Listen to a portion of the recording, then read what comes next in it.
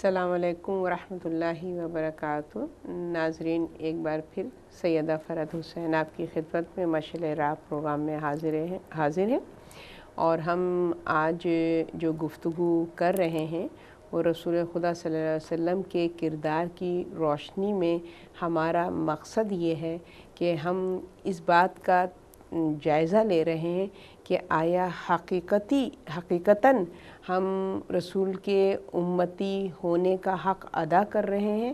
کیا ہمارا کردار وہی کردار ہے کہ جس کردار کے سازی کے لیے رسول خدا صلی اللہ علیہ وسلم اس دنیا میں تشریف لائے اور انہوں نے اس کے لیے اتنی کاوشیں کی کہ انسان کو انسانیت کی تعلیم دی تاکہ وہ اپنی اشرفیت کو برقرار رکھے؟ جیسا کہ ہم سب جانتے ہیں کہ اللہ سبحانہ و تعالیٰ نے تمام مخلوقات عالم میں انسان کو اشرف المخلوقات بنایا ہے۔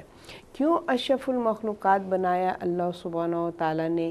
اس لیے کہ اللہ نے انسان کو اختیار دے کر پوری مخلوقات عالم میں اس کے کردار کے ذریعے سے یہ پوری مخلوقات کو یہ واضح کیا کہ جس کو اختیار دیا ہوا تھا کہ وہ چاہے جس طریقے سے اپنی مرضی کی زندگی بسر کرے، اس انسان نے اس اختیار کو مس یوز نہیں کیا، بلکہ جو طریقہ اللہ سبحانہ و تعالیٰ نے اس اختیار کے حوالے سے جو اس کی رہنمائی کی، ہدایت کی کہ اگر اللہ نے تمہیں خود مختار بنایا ہے اور تم اگر اللہ کی اطاعت کرتے ہوئے، دین حق کی اتباع کرتے ہوئے، سیرت محمد مصطفیٰ کو اپناتے ہوئے اس اختیار کا استعمال کرو گے تو تم وہ ہو جو اشرف المخلوقات ہو۔ کہ یعنی تمہیں ہم نے یہ اختیار دیا تھا، جس میں اللہ سبحانہ کہتا ہے کہ ہم نے تمہیں نفس عطا کیا، فَأَلْحَمَهَا فَجُورَهَا وَتَقْوَى، وہ نفس کے جس کے اندر فجور بھی ہے اور تقوی بھی ہے، مگر وہ رحمان الرحیم اس کی رحمت تھی کہ اس نے ہمیں وہ ہدایت فرمائی تاکہ ہمارے اندر تقوی اور فجور کی معرفت ہو سکے اور ہم پہچان سکیں، اچھائی اور برائی میں تمیز کر سکیں، اور اس اچھائی اور برائی کی طرف ہمیں متوجہ کرنے والا، ہماری رہنمائی کرنے والی جو ذات ہے وہ محمد مصطفیٰ صلی اللہ علیہ وآلہ وسلم کی ہے، کہ جنہوں نے ہمیں ہماری رہنمائی کی کہ تقوی کیا ہے اور فجور کیا ہے، اور پھر بتایا کہ جو فجور سے اجتناب کر کے، کنارہ کشی اختیار کر کے تقوی اختیار کرتا ہے تو اللہ سبحانہ تعالیٰ اس کو اشرفیت کی منزل پر، بلکہ اس کو معراج عطا کر دیتا ہے، اور پھر اللہ اس کی عظمت کو اتنا بلند کر دیتا ہے کہ تمام کائنات کو اس کے لیے مسخر کر دیتا ہے۔ آپ یہ دیکھیے کہ یہ کتنا بڑا اللہ سبحانہ تعالیٰ کے ہمارے لیے احسان ہے کہ اس نے پوری کائنات کو ہمارے لیے مسخر کر دیا ہے تاکہ ہم اپنے اندر وہ بلندی پیدا کر سکیں ان تمام نعمتوں کو، کہ جو اللہ سبحانہ تعالیٰ نے دنیا، جو کہ نعمتوں سے بھری ہوئی دنیا ہے، سجی ہوئی دنیا ہے، اللہ نے اس دنیا کو ہمارے لیے سجایا ہے، اس لیے نہیں کہ ہم اس دنیا کے ہو جائیں، بلکہ اس لیے کہ اس دنیا کو اپنا کر لیں، یعنی کہ اس دنیا سے استفادہ حاصل کرتے ہوئے ہم اس دنیا کے محکوم نہ ہو جائیں۔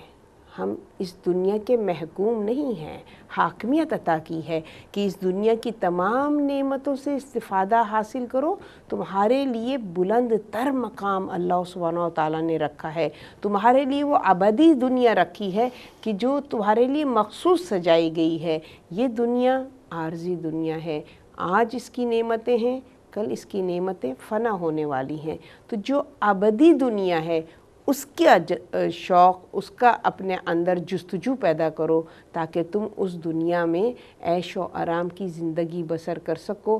اس کے لیے اللہ سبحانہ و تعالیٰ نے ایک سلسلہ ہدایت جاری کیا، اور اس سلسلہ ہدایت کا آخری چشم و چراغ یعنی نبوت کے حوالے سے ہمارے نبی آخری نبی ہیں، مگر خلقت کے حوالے سے ہمارے نبی اول نبی ہیں، اول ما خلق اللہ نوری، کہ سب سے پہلے اللہ سبحانہ و تعالیٰ نے میرے نور کو خلق کیا ہے، اور سب سے آخر میں اللہ سبحانہ و تعالیٰ نے نور محمد کو اس دنیا میں ہدایت کے لیے بھیجا ہے۔ اور جب رسول خدا صلی اللہ علیہ وسلم اس دنیا میں آئے ہیں تو آپ ان کی عظمت کو اور ان کے مرتبے کو دیکھ لیں، کہ جو میں کہ اپنی زہرا بہن سے بھی شیئر کروں گی کہ 1,24,000 انبیاء آئے، ہے نا، 1,24,000 انبیاء آئے، اور اس میں سے 1,23,999 انبیاء نے حکم الہی سے بڑی صداقت کے ساتھ، بڑی امانت کے ساتھ پیغام حق کو دنیا تک پہنچایا ہے۔ اس کے باوجود اللہ سبحانہ و تعالیٰ نے یہ ارشاد نہیں فرمایا الیوم اکملت لکم دینکم، کہ میں نے اس دین کو کامل کر دیا، مگر محمد مصطفیٰ صلی اللہ علیہ وسلم کا یہ مرتبہ اور مقام ہے کہ انہوں نے منصب نبوت و رسالت کو اتنے کامل طریقے سے مکمل کیا ہے کہ اللہ سبحانہ و تعالیٰ نے دین کے تکمیل کی مہر لگائی جب محمد مصطفیٰ صلی اللہ علیہ وآلہ وسلم نے غدیر کے موقع پر ایک کامل دین کا قیام مکمل ہوا، اور آپ نے اپنی امت کو ایڈریس کرتے ہوئے، مخاطب کرتے ہوئے، دعوت ذوالعشیرہ سے لے کر اس آخری حج تک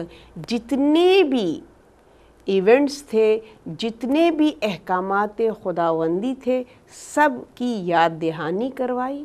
تمام اپنی امت سے یہ اقرار لیا کہ جو بھی پیغام حق تھا امانت کے ساتھ، صداقت کے ساتھ میں نے تم تک پہنچایا۔ تمام امتیوں نے اقرار کیا، یا رسول اللہ اس میں کسی شک و شبہ کی گنجائش نہیں ہے کہ آپ نے دین حق کو ایز اٹ از، جیسے اللہ سبحانہ و تعالیٰ نے جس شریعت کو نافذ کیا تھا، آپ نے مکمل طور پر اس کو جو ہے ہمارے سامنے پیش کیا، اور ہم نے سمجھا، اور ہم اقرار کرتے ہیں کہ آپ نے جو جو پیغام پہنچایا اللہ سبحانہ و تعالیٰ کا، وہ تمام پیغام ہم تک پہنچا ہے۔ جب آپ نے یہ اقرار لے لیا تو پھر جبریل الیوم اکملت لکم دینکم واتممت علیکم نعمتی کی آیت لے کر آئے کہ اللہ سبحانہ و تعالیٰ نے ارشاد فرمایا کہ آج میں نے اپنے دین کو کامل کر دیا ہے، آج یہ دین مکمل ہو گیا ہے، اور یہ میرا پسندیدہ دین ہے۔ تو آپ یہ دیکھیے کہ یہ رسول خدا صلی اللہ علیہ وسلم کی کتنی بڑی کامیابی تھی، ان کی عظمت کی دلیل ہے کہ آپ کے دور رسالت اور نبوت میں اللہ سبحانہ و تعالیٰ نے دین حق کو کامل کیا ہے، اور ہم اسی رسول کی امت ہیں، لہٰذا ہم پر یہ فرض ہوتا ہے کہ اس شریعت کی حفاظت کریں، اس کو اپنے کردار میں سمو دیں، اور اسی طریقے سے ہم اس پر عمل پیرا ہوں کہ اللہ سبحانہ و تعالیٰ ارشاد فرمائے بے شک یہ وہی امتی ہیں کہ جن امتیوں کو اللہ سبحانہ و تعالیٰ پسند کرتا ہے، کہ جنہوں نے پیغام حق کی حفاظت کی ہے۔ تو اس کے حوالے سے ابھی آپ جو بریک سے پہلے گفتگو فرما رہی تھیں کہ اللہ سبحانہ و تعالیٰ نے آپ کو خلق عظیم پر فائز کیا ہے، اور اس کے لیے زہرا بہن میں یہ عرض کروں گی کہ آپ یہ دیکھیے کہ کسی بھی کردار سازی کے لیے جو پہلا اسٹیپ ہے، یا میں کہہ سمجھتی ہوں پہلا قدم ہے، وہ کیا ہے؟ اخلاقیات، ہے نا؟ بے شک اخلاق کی سرزمین جب تیار ہو جاتی ہے، پھر اس میں جب آپ دین حق کا بیج بوئیں گے تو پھر وہ پھلے پھولے گا۔ مگر اگر زمین میں اخلاق نہیں ہے، اخلاص نہیں ہے، تو پھر ظاہر ہے کہ وہ بیج کبھی بھی اس میں وہ نہیں ہو سکتا، پھل پھول نہیں سکتا۔ اس میں کانٹے تو نکل سکیں گے، جھاڑیاں تو نکل سکیں گی، مگر ایک پر بہار درخت کے جو کہ پھل دینے والا درخت ہے وہ اس میں پروان نہیں چڑھے گا. تو اخلاقیات اور خلق اور اخلاق کتنا اہم ہے انسان کی کردار سازی کے لیے. بے شک. اس سلسلے میں اگر ان کے کچھ اشعار میں ان کی پروفٹ کی وہ ہو جائے، مدح ہو جائے. بے شک ارشاد. زباں پہ بار خدایا یہ کس کا نام آیا، زباں پہ بار خدایا یہ کس کا نام آیا، کہ میرے نطق میں بوسے میری زباں کے لیے. سبحان اللہ. کہ میرے نطق میں بوسے میری زباں کے لیے. محمد جب کہتے ہیں تو 2 بار اللہم صلی اللہ. بسم اللہ الرحمن الرحیم. وہ ایک نام جسے فخر انبیاء کہیے، وہ ایک نام جسے فخر انبیاء کہیے، وہ نور رب علی نور ہے عطا کہیے. سبحان اللہ. وہ نور جیسا آپ نے ابھی فرمایا تھا کہ وہ نور پہلے خلق کیا گیا تھا. وہ نور رب علی نور ہے عطا کہیے، سراپا رحمت معبود انس و جاں کہیے، عروج آدم خاکی کا سائباں کہیے. سبحان اللہ. زمین والوں کو تحفہ ہے عرش والوں کا، زمین والوں کو تحفہ ہے عرش والوں کا، ہمارے ساتھ ہے احسان کبریا کہیے. سبحان اللہ. ہمارے ساتھ ہے احسان کبریا کہیے. بشیر کہیے سراج منیر و ماہ کہیے، بشیر کہیے سراج منیر و ماہ کہیے، جو دل سے کہیے تو آقا عزیز جاں کہیے. سبحان اللہ. جو دل سے کہیے تو آقا عزیز جاں کہیے. وہ جس کی راہیں الگ دوش جبرائیل تلک، وہ جس کی راہیں الگ دوش جبرائیل تلک، ہوا کے دوش پہ آیات لا الہ کہیے. سبحان اللہ. ہوا کے دوش پہ آیات لا الہ کہیے. وہ جس کے ذکر نے پہنچا دیا ہے عرش بری، وہ جس کے ذکر نے پہنچا دیا ہے عرش بری، میرے خیال کو انعام مصطفیٰ کہیے. سبحان اللہ. میرے خیال کو انعام مصطفیٰ کہیے. گلوں کی نکہت باری نے یہ ہوا سے کہا، گلوں کی نکہت باری نے یہ ہوا سے کہا، یہ اس کے جسم کی خوشبو ہے یا صبا کہیے. سبحان اللہ. جب آپ اس کو فیل کریں گے تو آپ کو ہر طرف انہی کی خوشبو لگے گی. اپنے چاروں طرف ایک بار احساس کر کے تو دیکھیے. بے شک. گلوں کی نکہت باری نے یہ ہوا سے کہا، یہ اس کے جسم کی خوشبو ہے یا صبا کہیے. وہ جس کی ذات ہے تخلیق کائنات سبب، وہ جس کی ذات ہے تخلیق کائنات سبب، زمانہ جس کا ہے محتاج بارواں کہیے. سبحان اللہ. زمانہ جس کا ہے محتاج بارواں کہیے. وہ جس کا نام حوالہ ہے آدمیت کا، وہ جس کا نام حوالہ ہے آدمیت کا، اسی کے نام پہ کٹتے ہیں سر تو کیا کہیے. بے شک. اسی کے نام پہ کٹتے ہیں سر تو کیا کہیے. وہ جس کے ہاتھ پہ سنگریز بات کرنے لگے، سبحان اللہ. وہ جس کے ہاتھ پہ سنگریز بات کرنے لگے، کرم ہو زہرا پہ اعجاز مصطفیٰ کہیے. بے شک. کرم ہو زہرا پہ اعجاز مصطفیٰ کہیے. بشیر کہیے سراج منیر و ماہ کہیے. بہت ہی بہترین کلام. اس میں جو آپ نے جو آخری شعر فرمایا ابھی ارشاد فرمایا کہ وہ جس کے ہاتھ پہ سنگریز بات کرنے لگے، تو آپ یہ دیکھیے کہ رسول خدا صلی اللہ علیہ وسلم کی ذات وہ ذات ہے کہ جو ان سے منسلک ہو جائے.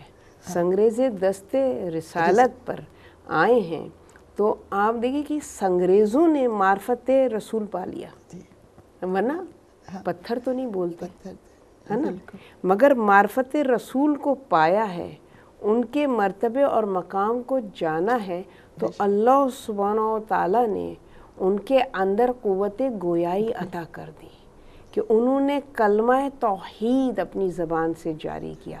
انسان پتھر تو نہیں ہے، پتھر تو اللہ سبحانہ و تعالیٰ کی مخلوقات میں سے سب سے پست مخلوق ہے نا. جمادات جو ہیں وہ سب سے پست مخلوق ہے. سب سے پست مخلوق کے اندر یہ صلاحیت ہے کہ وہ قرب رسول پالے. تو کیا کمال. تو وہ معرفت توحید کی معرفت، رسالت کی معرفت کو پالے. اور وہ انسان جو اشرف المخلوقات ہے، وہ قرب پاتے ہوئے بھی، اپنے آپ کو امتی کہتے ہوئے بھی، بے شک پھر بھی اس کے کردار میں وہ معرفت توحید نہ ہو، وہ معرفت رسالت نہ ہو، تو یہ آپ سوچیں کتنی بڑی بدنصیبی ہے، انسان کی بدنصیبی ہے، کتنی بڑی بدنصیبی ہے انسان کے لیے کہ وہ اپنی اس اتنی بڑی اپارچونٹی اور اتنا اللہ سبحانہ و تعالیٰ نے جو یہ کرم کیا ہے کہ ہمیں ان سے منسوب کر دیا ہے، اس ذات سے منسوب کر دیا جو افضل ترین، جو میں بار بار کہہ رہی ہوں جس کا کوئی ثانی نہیں ہے، وہ ذات ہے کہ جس کی صحبت میں اگر کوئی استفادہ حاصل کرتا ہے تو علی بنتا ہے، سبحان اللہ، کوئی اگر اس ذات کی رحمت میں آتا ہے تو سیدہ فاطمہ کون ہے، سیدۃ النساء الامین بنتا ہے، وہ کہ جو ان کی آغوش میں پرورش پا جائے، سبحان اللہ، وہ جوانان جنت ہو جاتے ہیں، ہے نا، جنت کے جوانوں کے سردار ہو جاتے ہیں۔ تو آپ دیکھیے کہ جس نبی میں یہ صلاحیت موجود ہو اور اس کے امتی اگر انسانیت کی، میں کہتی ہوں کہ پہلی جو ایک وہ اسٹیج ہے اس پر بھی اگر نہ ہو، آج اگر آپ کلمہ گو مسلمانوں کو دیکھ لیجئے کہ آج کا کلمہ گو مسلمان، ایک مسلمان دوسرے مسلمان کا دشمن ہے نا، جبکہ آپ نے کس ابتدا میں کس خوبی سے بیان فرمایا کہ رسول خدا صلی اللہ علیہ وسلم کی شخصیت وہ تھی کہ دشمن کے ساتھ بھی کائنڈ، دشمن کے ساتھ بھی حسن سلوک سے پیش آ رہے ہیں، کسی قسم کے ان کے رویے میں کوئی تلخی نہیں ہے، کوئی ترشی نہیں ہے، کوئی اظہار دشمنی نہیں ہے، بالکل کوڑا پھینکنے والی ہے اس کی بھی عیادت کو جا رہے ہیں۔ ہم کس رسول کے فالوورز ہیں؟ مجھے کبھی کبھی یہ اپنے آپ سے میں سوال کرتی ہوں، جب میں معاشرے کی یہ حالت دیکھتی ہوں، آپ نیوز کھول لیں، آپ کوئی پروگرام دیکھ لیں تو آپ اس میں کیا دیکھتی ہیں؟ قتل و غارت ہے، فقط قتل و غارت ہے۔ اور آپ مجھے بتائیے کہ جو قتل و غارت اس سرزمین پر ہو رہا ہے کہ جو مسلمان جس کے حاکم ہیں، جہاں اسلامی حکومت، اسلامی جمہوریہ حکومت جہاں پر ہو، وہاں پر یہ قتل و غارت ہو رہا ہے، اور ہم ماننے والے کس نبی کے ہیں؟ تو آپ اس حوالے سے کیا آپ؟ جی میرا خیال یہ ہے، جہاں تک میری ناقص رائے ہے، کہ ہم لوگوں نے اصل میں اسلام کو اور حکومت کو الگ الگ کر دیا ہے، بے شک ہے نا، جیسے کہ آغا مطہری نے بھی کہا تھا کہ ہر چیز کی ایک فطرت ہوتی ہے، ہر چیز اگر اس سے اس کی فطرت جدا کر دی جائے تو پھر وہ چیز نہیں رہتی ہے۔ بہترین جملہ۔ تو اسلام کی فطرت جو ہے وہ سیاست ہے، اگر اسلام کو سیاست سے الگ کر دیا جائے جی تو پھر اس کی وہ مسخ شدہ وہ تو رہ سکتی ہے، صورت تو رہ سکتی ہے، لیکن پھر وہ اسلام نہیں رہے گا۔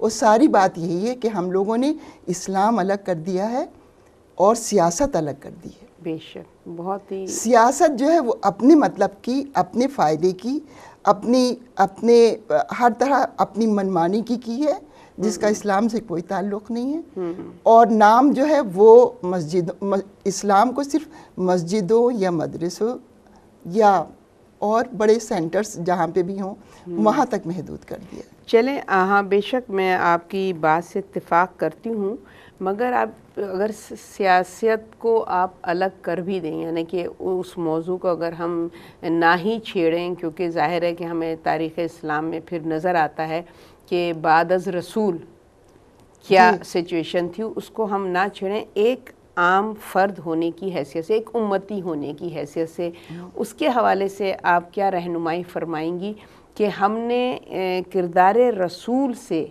اس حوالے سے کیا رہنمائی حاصل کی ہے؟ کیوں سیرت نبی میں، محمد مصطفیٰ کی سیرت میں، ان کے کردار میں، ان کے بیہیویئر میں ہمیں اس طریقے کا رویہ نہیں ملتا، پھر ان کی امت میں یہ رویہ کیوں ہے؟ دیکھیے وہی ہے کہ جہاں پر لوگ صرف اپنے انٹرسٹ کو دیکھنے لگے ہوں اور مذہب کو صرف استعمال کرنے لگے ہوں، وہ بھی اپنے ہی انٹرسٹ میں.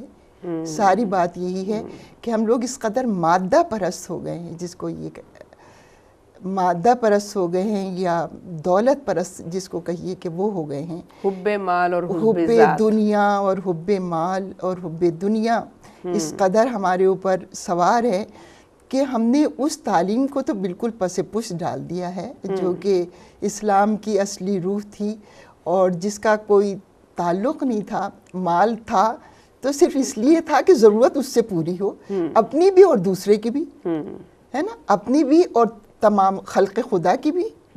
کوئی اس میں بھوکا نہ رہے، کوئی پیاسا نہ رہے، کسی کو ایسا نہ ہو کہ اس کی ضروریات پوری نہ ہو.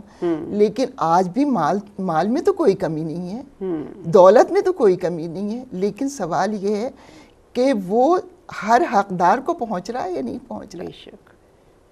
تو اگر ہم اس بات کو سوچنے لگیں کہ اپنے کھاتے وقت، اپنے پیتے وقت، اپنے خرچ کرتے وقت، اپنے پہنتے وقت، اپنے اوڑھتے وقت، اپنے خرچوں میں یہ اگر ہم یہ دیکھ لیں کہ آیا یہ جو ہم کر رہے ہیں یہ کتنے لوگوں تک پہنچ رہا ہے، اور لوگ جو ہیں وہ ان کے پاس کیا ہے اور ہمارے پاس کیا ہے. اگر ہر انسان یہ سوچنے لگے تو شاید معاشرہ جو ہے وہ اتنا تنگ دست نہ ہو. یعنی کہ ہم نے اس دنیا میں اپنی کامیابی کا ذریعہ، دنیا میں اپنے آپ کو پروف کرنے کے لیے، ہے نا، کہ ہمارا ایک مقام پیدا ہو جائے اور ہم دنیا کے سامنے اس منزل پر پہنچ جائیں کہ دنیا ہمارے آگے جھک جائے، تو ہم نے حب ذات کو اور حب دنیا کو ذریعہ بنایا. بس دولت کو کہیے، دولت کو ذریعہ بنایا. ہم نے اپنے کہنے ظاہری ایک جو ہوتا ہے نا مادہ پرستی کو ہم نے ذریعہ بنایا. جبکہ اگر ہم دیکھیں کہ ابتدائے اسلام میں وہی بات بار بار میں کہہ رہی ہوں کہ رسول خدا صلی اللہ علیہ وسلم کو اللہ سبحانہ و تعالیٰ نے جو مرتبہ اور مقام عطا کیا ہے، اگر آپ نگاہ انسانی سے دیکھیے کہ جو انسان کا جو ایک کانسیپٹ ہے نا، حب دنیا ہے نا، حب مال، تو اگر آپ دیکھیں تو بظاہر، اگر یہ گستاخی میں نہیں ہے، میں ایک مطلب کہ ایک مثال دے رہی ہوں، بظاہر آپ دیکھیں تو رسول خدا صلی اللہ علیہ وسلم کی دنیا کی نظر سے اگر رسول کو آپ دیکھیے تو رسول یتیم ہے، بے شک، ہے نا، یتیم ہے. مالی اعتبار سے جو ہیں وہ کون ہے؟ دادا نے پرورش کی یا چچا نے پرورش کی. ذاتی اعتبار سے اگر دنیا کے میں ایک کانسیپٹ جو دنیا کا سوچنے کا جو ایک زاویہ ہے اس حوالے سے میں کہہ رہی ہوں، ایک یتیم بچہ ہے نا. یہ آپ نے بہت اچھی بات کہی. جی. اور دیکھا جائے تو نہیں ہمیں ملتا کہ رسول خدا صلی اللہ علیہ وسلم کہ وہ انہوں نے کوئی اپنی ان کی ایک کوئی پوزیشن تھی سوسائٹی میں اس حوالے سے کہ وہ بہت بڑے ایک اسکالر تھے، جب تک کہ دین اسلام کے حوالے سے ان کی شخصیت سامنے نہیں آئی ہے. بظاہر جو ایک عام انسان کے حوالے سے اگر آپ دیکھیے تو ہمیں نہیں یہ چیزیں نظر آتی ہیں. مگر کیا تھا رسول میں جس نے ان کو اس سوسائٹی میں کہ جو کہ مادہ پرستی کی سوسائٹی تھی، ہے نا، اس سوسائٹی میں رسول کے کردار کو جب اللہ نے واضح کیا ہے تو رسول نے جو مقام اس سوسائٹی میں بھی جو مقام اللہ کی نگاہ میں تو جو مقام ہے اس میں تو کوئی ڈاؤٹ نہیں ہے، مگر وہ مادہ پرست سوسائٹی نے بھی ان کی شخصیت، ان کے کردار کو جو ہے وہ اگنور نہیں کر سکے، ہے نا، ان سے اپنی نظر کو بچا نہیں سکے. تو کس چیز نے کیا تھا ان کے پاس؟ مادے کے حوالے سے تو کچھ نہیں تھا رسول کے پاس. کیا چیز تھی رسول کے پاس جس نے رسول کی ذات کو رسول پروف کیا کہ یہ وہ شخصیت ہے جو عام لوگوں سے بالکل جدا ہے. تو جو میں دیکھتی ہوں تو اس میں مجھے جو رہنمائی ملتی ہے تو رسول کا کردار، جس سے اندازہ ہوتا ہے سب سے بڑی پاور انسان کا کردار اور خلق. یہ دو چیزیں ہیں کہ جس نے اس مادہ پرست معاشرے کو رسول کی شخصیت ان کی نگاہ میں جو ہے وہ اس کی قدر و منزلت پیدا ہوئی ہے. یہی دو پاور تھی نا رسول کے پاس اس مادہ پرست معاشرے کی. اگر ہم دیکھیں اسٹیٹس جو ان کے زمانے میں جو اسٹیٹس کہلاتا ہے کہ آپ کے پاس جو ہے وہ اخلاق اور آپ کے پاس کردار، وہ اللہ سبحانہ و تعالیٰ سے کنیکشن، کہ جس نے آپ کو اس معاشرے جاہل معاشرے میں بھی کوئی آپ کو اگنور نہیں کر سکا، آپ کی شخصیت سے کوئی انکار نہیں کر سکا، آپ کی عظمت اور مرتبے اور مقام کی کوئی نفی نہیں کر سکا.